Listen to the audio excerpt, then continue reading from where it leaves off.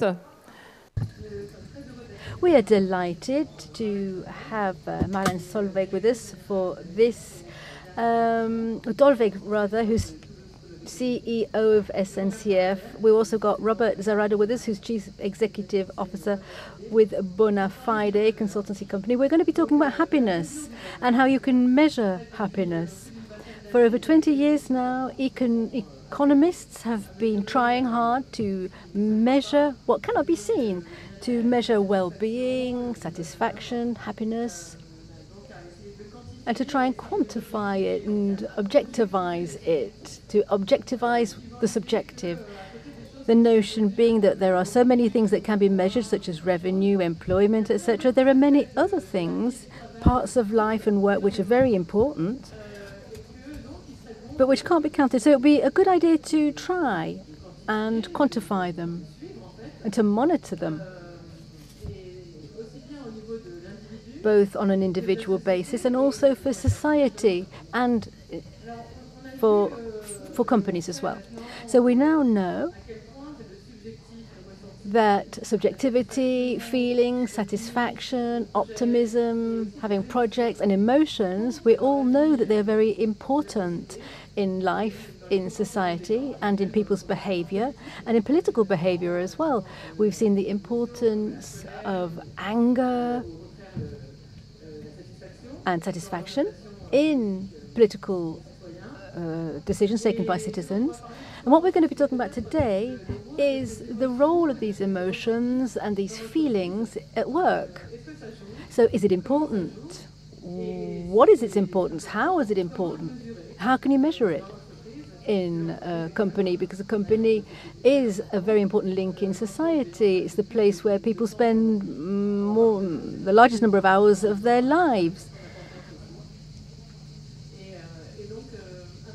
And so after this brief introduction, I'm going to hand the floor over to my speakers who've got very, very many interesting things to tell us. Well, thank you very much, Claudia. I really am delighted to be along on the stage here with Robert and Claudia.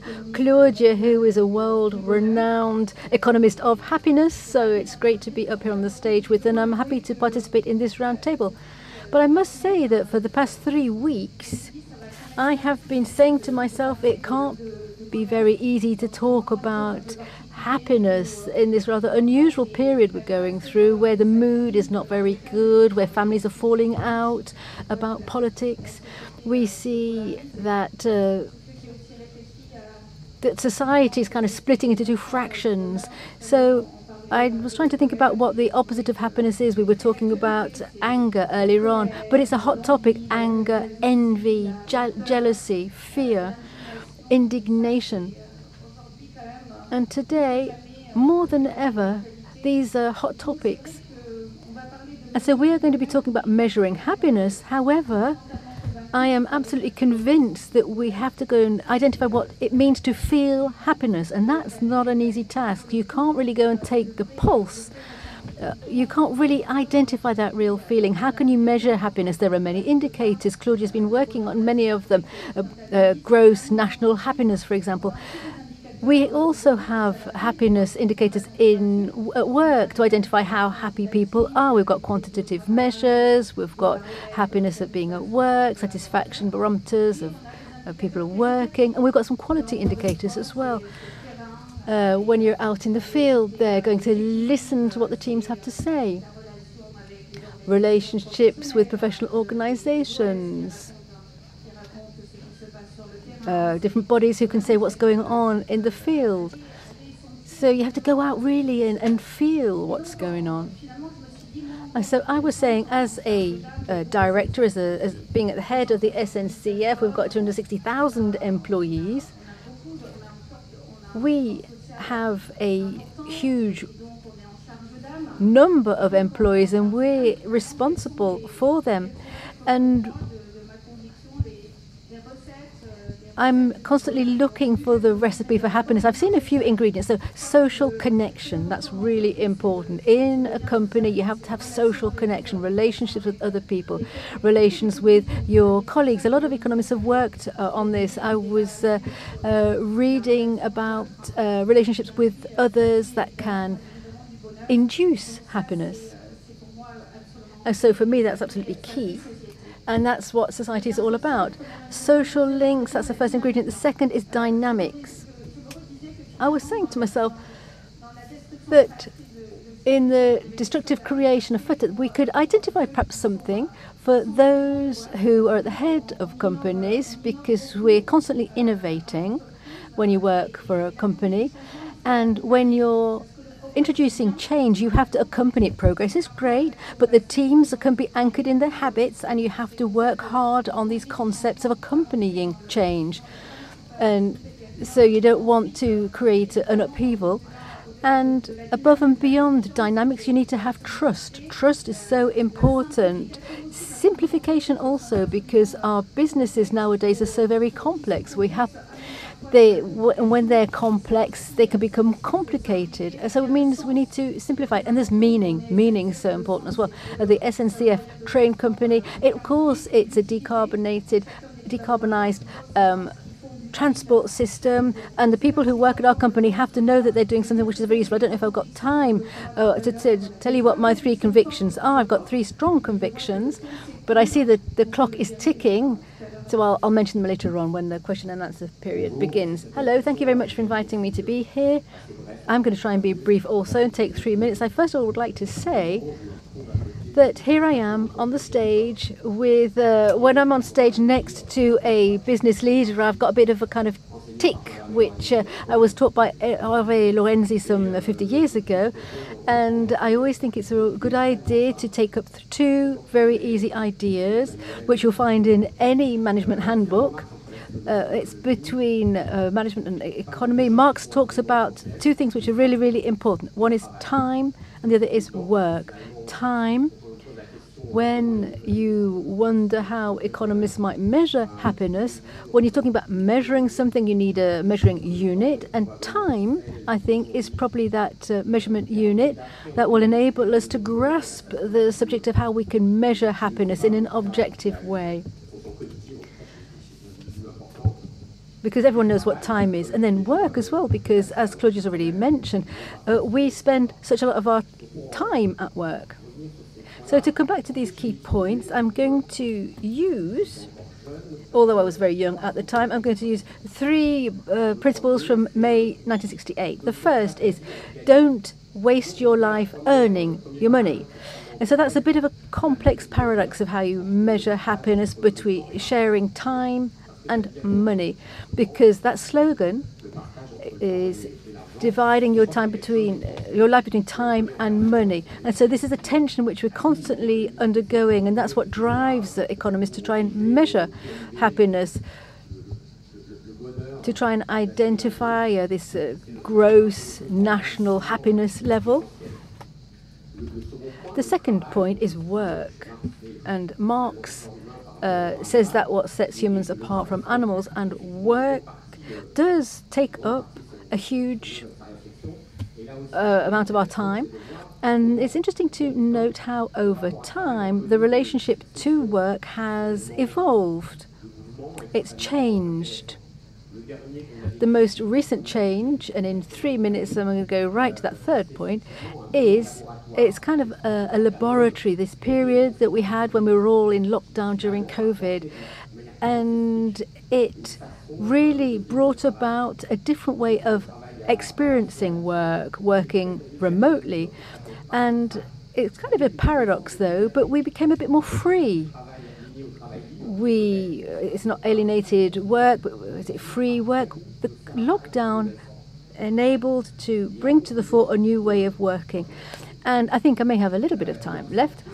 There are 2 questions which arise out of that, 2 Marxist questions. The first one is, are we not heading towards a new way of dividing work in society? Marx was talking about class, and he saw simple work and complex work. Are we not identifying what is workable and what is not workable? This could be a good question, because in the conception of happiness and constructing happiness, work has a key place. But if we identify the younger generations, and here I'll take another 68 slogan which has been dug out of mothballs again recently in a book, be young and shut your mouth. That was a slogan from 1968. In the same way, and I'm promoting my own work here, the Bonafide Institute has recently carried out a survey on work and youngsters. We see that the meaning of work and the importance of work is being questioned. The second thing, the balance between private and working life as being a component of happiness is key. And the third problem is that of management. For management, I only found one quote, and it might be a bit provoking. Hierarchy is like a set of shelves. The higher up it is, the less useful it is. And so that could be challenged, of course, but the youngsters have this combination of these different points of view, these different tensions, and that leads today to a kind of strange time frame, i.e. how between that part of emotion and that part of logic, how are you going to balance this all out so that next year that we're going to be here again to talk about measuring happiness rather than how we can measure the extra large proportion of unhappiness. Well, thank you very much, Robert, for opening this rather poetic introduction to this subject. So, as far as individuals are concerned, the ultimate question is it's a rare resource. It cannot be produced, and it's time. That's the rare resource. So what do we do with this rare resource, which is our time? That's the question which we have on the table. But do we have to oppose free time and working time in those basic models that we start with? But we know that we can't rely simply on those. When you're not working, when you have free time, is that the source of happiness? And should you reduce working time as much as possible, as has been suggested? Should you aim for a 4-day working week? Or is that because happiness is outside of work? But when we carry out our surveys, quite surprisingly, we note that in all European countries, at all ages, those people who are employed are happier than those who are retired.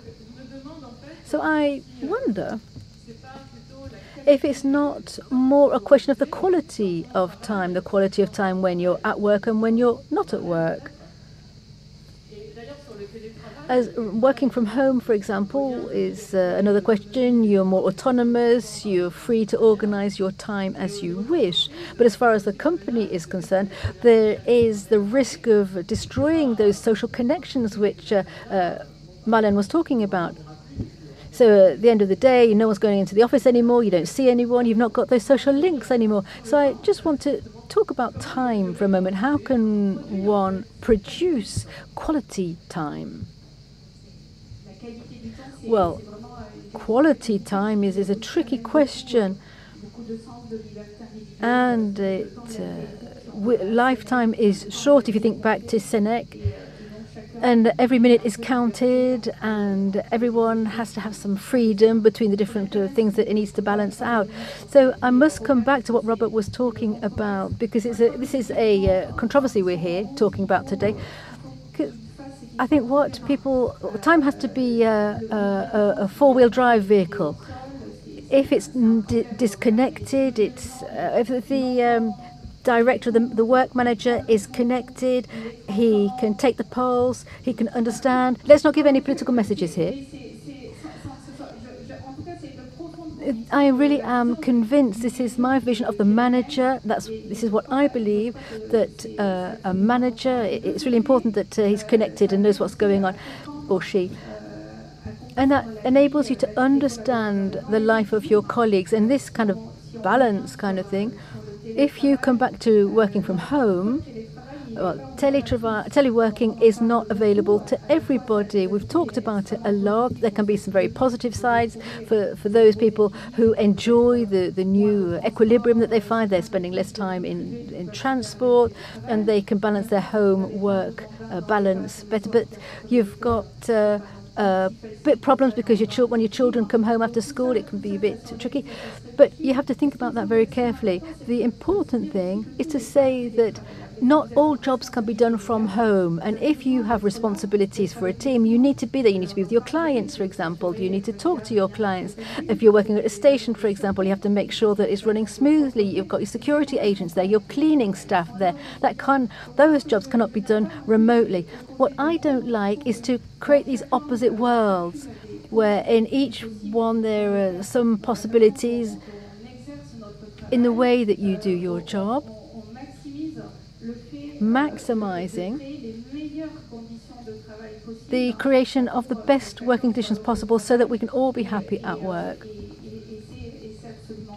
And that really is important, but perhaps I should let Robert come back with his vision. Well, just to continue with what Marlène and Claudia have both been saying, it's not a good interpretation of this piece of writing. It's the right to laziness. I'm not talking about the right to laziness. Work and the meaningful work, when you look at youngsters, well, it's absolutely essential, and it has to be chosen, and it must not be alienating, to use the classic vocabulary. So that's the first point. So I'm not here giving advocacy against work at all. Work no longer is as central to society as it once was. I think a lot of surveys have showed that. I don't want to enter into that category of those who are retired, who are unhappy. I'm not in that category because I work although I am retired. So I have both hats on. So I'm a bit kind of between the two. And my feeling is that even amongst youngsters, and depending on different types of work, I think there is that no one feels that work is central to life anymore. If we come back to working from home and what Marlène was saying, that's very obvious. What I want to talk about is how today we analyze how work is divided out. It used to be simple work, complex work. It used to be the working class and the white-collar workers. But today, it no longer works like that. It's just not suitable anymore. It's not adapted.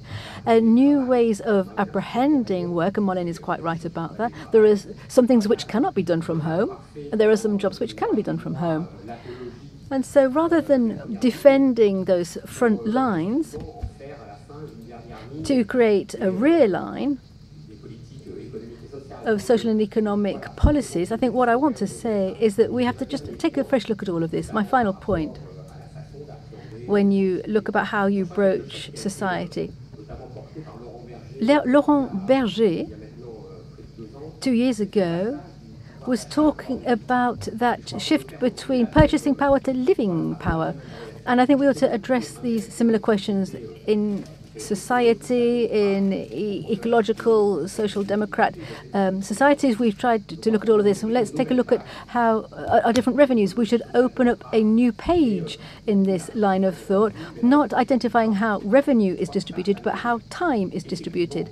And I think that would require a lot of more articles and books written by professional economists, which I am not, or which I no longer am, particularly when I was talking with the Nobel Prize winner earlier on. And however, I believe that there are some new fields for exploration in economics when we're talking about happiness, because we've got this issue of objects. It's a complex question, what is happiness, and it's a tricky thing to measure, and what unit of measurement are we going to use? Thank you very much. I think we've now got time for questions and answers. If somebody wants to have a bash, off we go.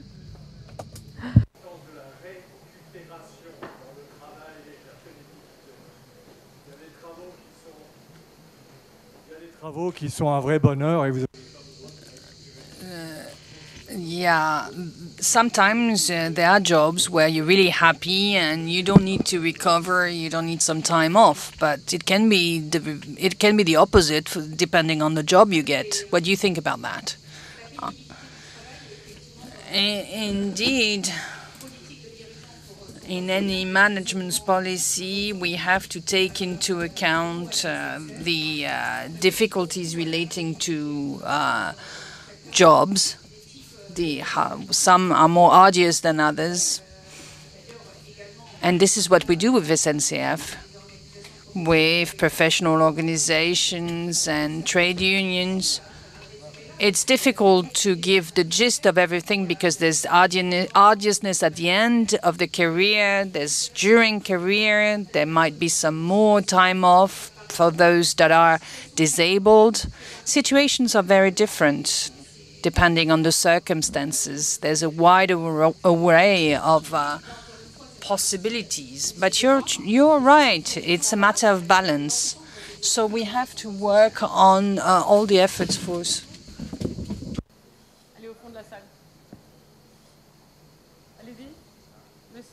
Là, ça marche? Voilà.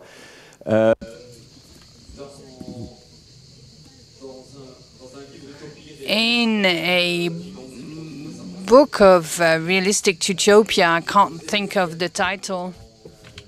In 1920, they would forecast 15-hour week of work. That's what they say in this book. But de facto, we work much more. And we would have swapped these hours of work for more consumption.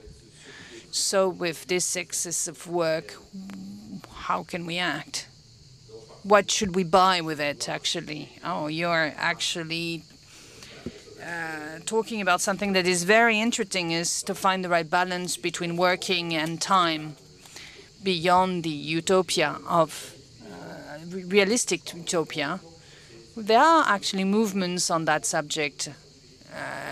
In the year 68, Baudrillard's works are interesting. There are also situational works that have been drafted on the subject. But we don't work 15 hours a day. We don't work 15 hours a week. We work 15 hours a day. That's where the problem lies. So we have to be realistic. And recently, there's a lot that has been said on work, remote working, and work time reduction. But what is important is to choose the job you want to have. And there's a difference between the work that you don't choose and the arduousness. We have to manage the circumstances relating to arduousness of work. Unfortunately, the clock is ticking, so I would just give you a few quotes. One that we might not often hear, because the best way to see happiness is from Prévert. Happiness, you acknowledge it once it's over. And a quote for my neighbor: happiness is straightforward and is as easy as a train that is on time. And maybe one takeaway message for me, I think that the works of Jean Tirole on common good are a true source of inspiration to try to find the right economic balance, combining both the interests of the company, the interests of society, and the individual and human interests. Thank you. Before wrapping up, I would like to say that Robert will sign his book, this most recent book, Towards Reconciliation, tomorrow, right, at 10 o'clock, sharp? Yes. There's also a foreword that is out of the political context. It was drafted by François Hollande, and we did the same work 12 years ago. And there are two words that we find: happiness and work. We said we shouldn't do no word on politics. It's forbidden. Okay?